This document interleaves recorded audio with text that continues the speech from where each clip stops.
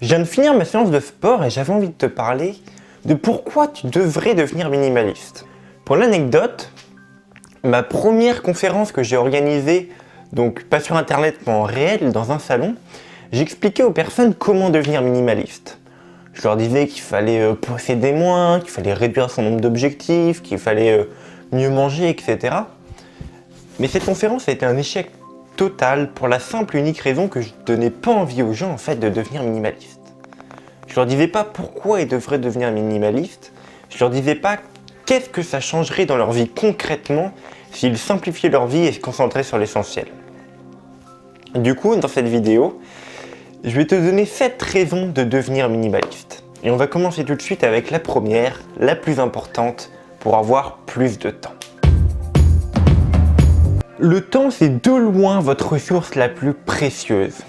Avec, vous pouvez absolument tout faire. Et d'ailleurs, ce qui différencie une personne à la fin de sa vie qui est épanouie, qui ressent de la gratitude et de la fierté pour la vie qu'il a vécue, et la personne à la fin de sa vie qui est triste, déprimée et qui regrette, qui a des regrets, c'est la façon dont elle a utilisé son temps.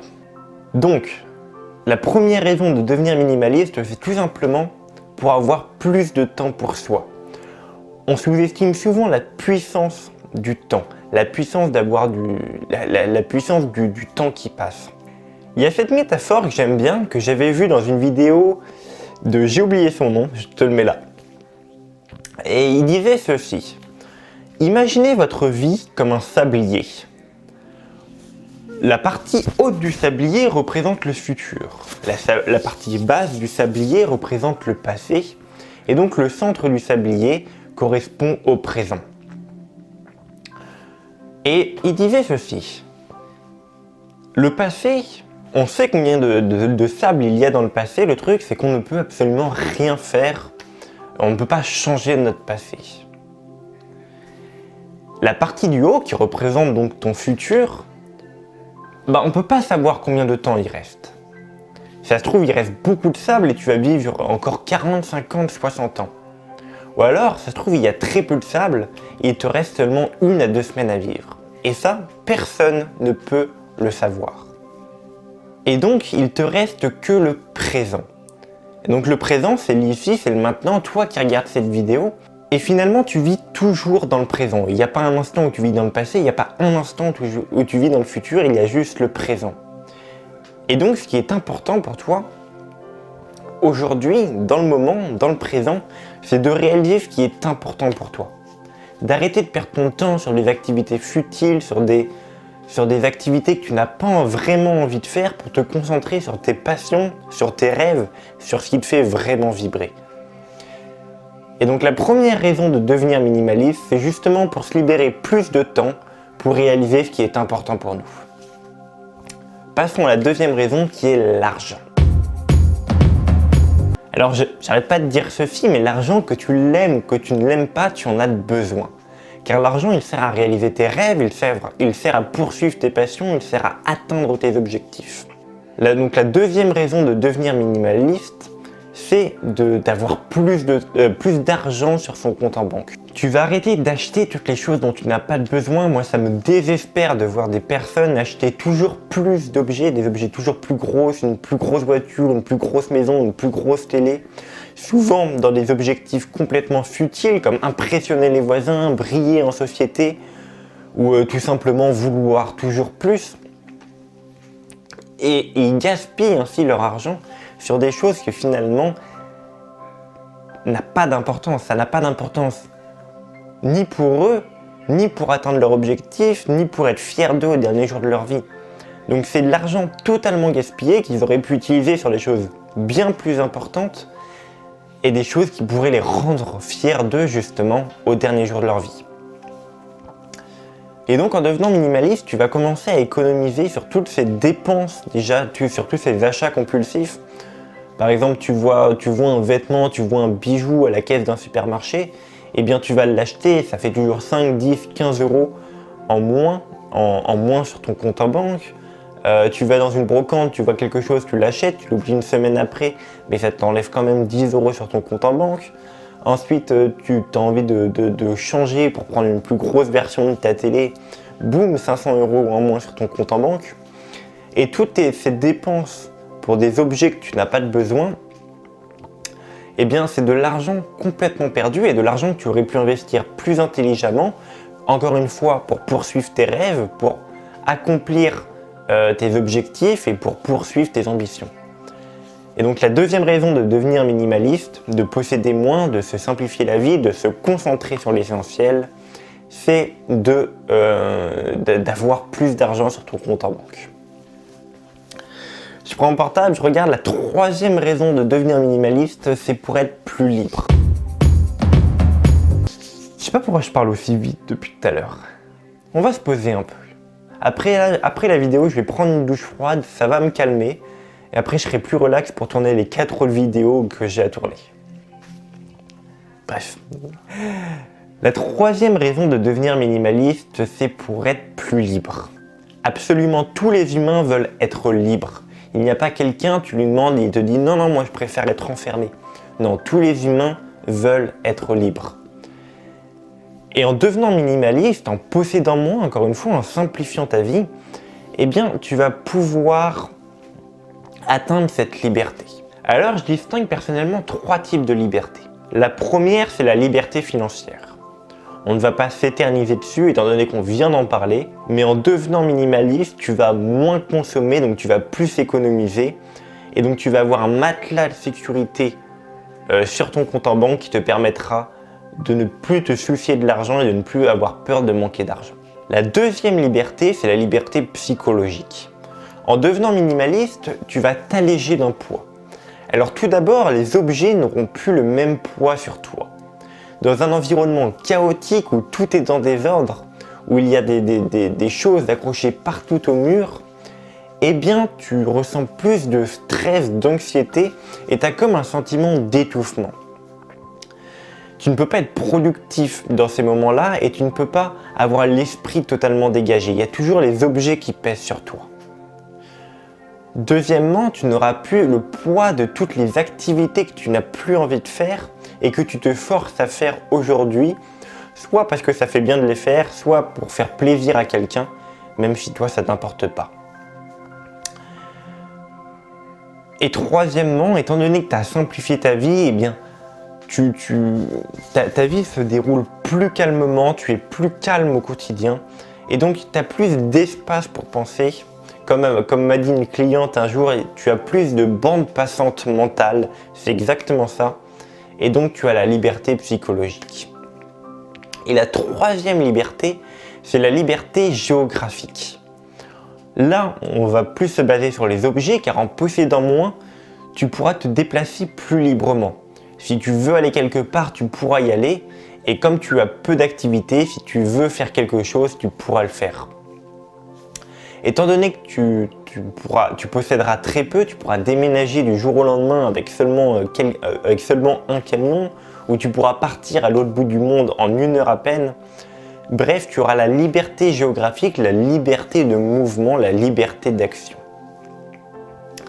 Voilà pour le troisième avantage, la troisième raison de devenir minimaliste, la liberté. Je prends mon portable pour la quatrième, et la quatrième, c'est la confiance en soi. Beaucoup de personnes aujourd'hui cherchent à avoir plus confiance en soi à travers des objets. Ils cherchent à posséder de la marque pour bien se faire voir en société, même si ça coûte cher, même si les vêtements sont moches, mais parce que ça apporte un certain prestige de posséder telle ou telle marque. Idem pour avoir une plus grosse voiture, une plus grosse télé, une plus grosse maison. Tout ça, c'est pour essayer de cacher un manque de confiance en soi à la base.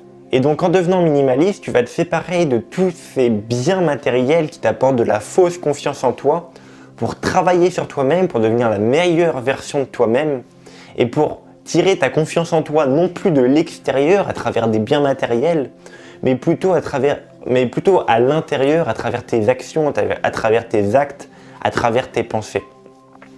Donc en devenant minimaliste, tu vas avoir bien plus confiance en toi et tu n'auras pas besoin de matériel pour avoir confiance en toi. Tu pourras acheter des vêtements comme ça, achetés dans une ressourcerie à peine 2 € et en ayant confiance en toi et que les autres remarquent que tu as confiance en toi. Je reprends mon portable, décidément j'ai aucune mémoire. La 5e raison, c'est pour réaliser tes rêves. Forcément, étant donné que tu vas avoir plus de temps, que tu vas avoir plus d'argent, plus d'énergie, plus de liberté, plus de confiance en toi, tu vas avoir les ressources et l'énergie nécessaires pour réaliser tes rêves, pour réaliser ce qui est important pour toi. Tu pourras atteindre tes objectifs bien plus facilement car tu n'auras plus le poids psychologique de tes objets, tu n'auras plus le poids psychologique des activités que tu n'as pas envie de réaliser, tu n'auras plus le poids psychologique de ton entourage négatif, toxique, pessimiste qui te tire vers le bas. Bref, tu te seras créé un environnement positif dans lequel tu peux t'épanouir et dans lequel il y a un environnement qui est propice au développement de toi et à la réalisation de tes rêves. Donc tu auras l'environnement adéquat pour réaliser ce qui est important pour toi, pour faire ce que tu aimes et pour atteindre tes objectifs, pour accomplir tes rêves. La 6e raison de devenir minimaliste, c'est pour avoir une plus grande clarté d'esprit. On en a déjà parlé, mais plus ton environnement est chaotique, plus ton environnement est en bordel, plus tu as d'objets de partout, plus tu dois esquiver des objets, plus tu passes de temps à faire le ménage, à ranger ta maison sans cesse, plus tu dois gérer le flot incessant d'objets qui rentrent chez toi, eh bien, moins tu as d'espace pour penser. Plus tu as des problèmes de charge mentale et donc moins tu as une clarté d'esprit.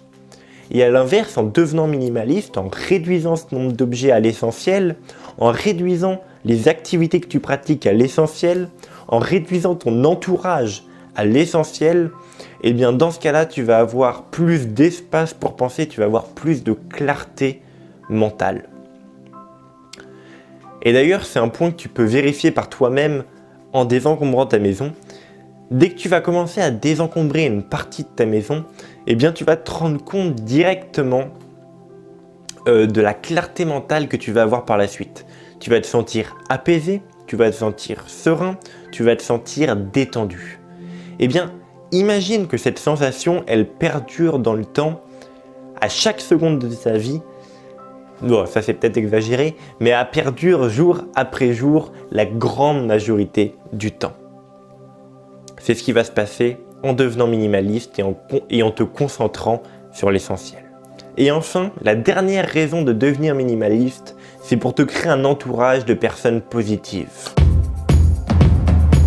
Alors, j'ai encore énormément de points à traiter, de raisons de devenir minimaliste, mais j'ai préféré condenser au maximum cette liste. Et la 7e et dernière, c'est donc pour améliorer tes relations, ou du moins pour te créer je vais prendre ce micro, il me chauffe. Pour te créer un environnement de personnes qui sont positives, de personnes qui pensent comme toi, de personnes qui veulent aller au même endroit que toi. Ton entourage a une influence énorme sur ta vie. C'est Jim Rohn qui disait que nous sommes la moyenne des 5 personnes qui nous entourent. Et donc les personnes que tu côtoies le plus façonnent ta vie, dictent tes pensées et influencent tes décisions. Et donc c'est important que tu choisisses bien soigneusement les personnes que tu laisses entrer dans ta vie. Je m'en fous que ce soit des membres de ta famille, des amis d'enfance ou des collègues de bureau avec lesquels tu as créé une affinité. Si ce sont des personnes négatives, pessimistes, toxiques qui te tirent vers le bas, alors abandonne cette relation directement et crée-toi un environnement de personnes qui pensent comme toi, qui veulent aller au même endroit que toi et qui ont cette soif d'avancer comme tu peux l'avoir. Si tu veux arrêter de boire, côtoie des personnes qui ne boivent pas. Si tu veux arrêter de fumer, arrête de côtoyer des personnes qui fument. Si tu veux devenir entrepreneur, côtoie plus d'entrepreneurs. Si tu veux avoir un corps athlétique et maigrir, côtoie des personnes athlétiques et maigres. Si tu veux, créer une entreprise, eh bien entoure-toi de personnes qui vont créer une entreprise. Si tu veux voyager autour du monde, entoure-toi de personnes qui voyagent autour du monde.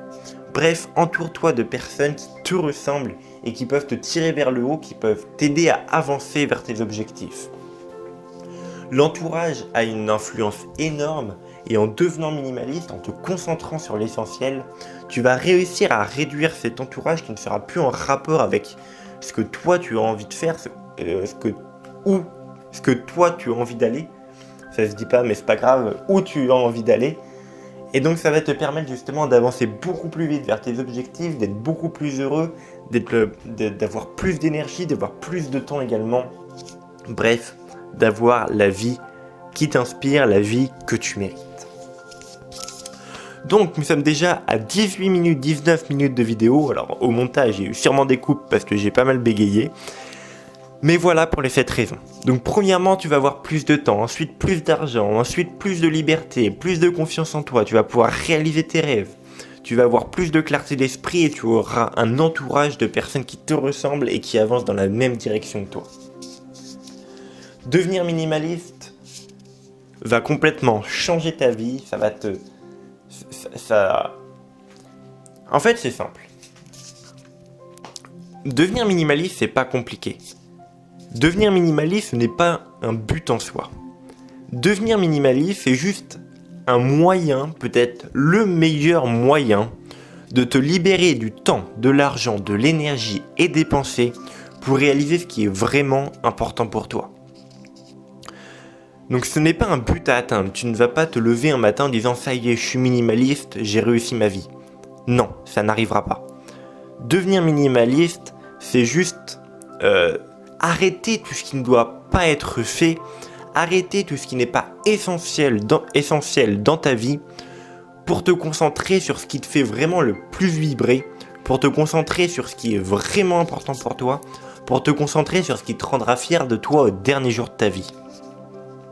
Et donc arrête tout ce qui ne doit pas être fait, arrête de dire oui constamment pour faire plaisir aux autres, arrête de te forcer à faire des trucs qui sont pas utiles, qui sont pas importants et qui ne sont pas essentiels dans ta vie pour te concentrer sur ce qui compte vraiment, sur ce qui est vraiment essentiel et sur ce qui t'apportera le plus de fierté au dernier jour de ta vie. Voilà pour cette vidéo. On se retrouve demain pour une autre vidéo. Et puis moi, je te dis, à demain, passe une excellente journée. Si tu as aimé la vidéo, like-la, laisse un commentaire, ça fera monter le référencement. Et partage-la à des amis, à des collègues de bureau ou à des membres de ta famille. Si la vidéo t'a plu et si tu penses qu'elle peut les inspirer également. Je te souhaite une excellente journée et à demain dans une autre vidéo. Alors j'ai complètement oublié de te le dire quand j'ai enregistré la vidéo. Mais en cliquant sur le premier lien dans la description, tu vas pouvoir t'inscrire aux emails privés. Ce sont des mails que j'envoie chaque semaine du lundi au samedi pour t'aider à devenir minimaliste, pour t'aider à simplifier ta vie et pour t'aider à te concentrer sur l'essentiel. Donc si tu veux devenir minimaliste, ces mails ce sont des essentiels, des indispensables et donc tu peux les télécharger ci-dessous, sûrement le premier lien dans la description.